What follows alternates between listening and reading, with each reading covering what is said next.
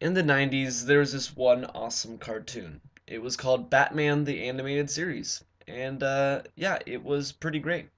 And I guess that the fine folks at DC Comics decided to translate that success to comics, even though they already had a Batman title, creating a new series set in the cartoon universe.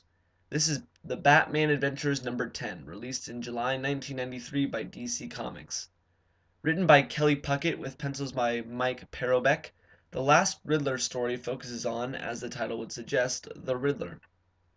But first, Batman has to deal with three new criminals: the Mastermind, Mr. Nice, and the Professor. Yeah, those names aren't really good, and neither are their actions, and they're all thwarted quite easily by Batman as the comic progresses. The story has a nice random element to it, with the final resolution of the story being solved by random coincidence. I don't want to spoil it, but it's quite clear what happens. This is fine, as this is more of a kid's comic than anything else.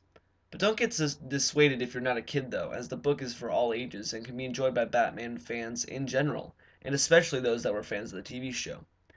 The art even has that same look to it, faithfully recreated to look like the show. The book also has a nice sense of humor to it, and is mostly light-hearted and not too in-depth, but there is one cool plot element that stood out from the rest of the book. It comes in the form of one of the Riddler's henchmen, who is sad at one point in the book because he knows Riddler's happiness won't last because he'll be inevitably thwarted by Batman. This was a surprising realization, especially from a minor henchman, and only helps the book's all ages approach.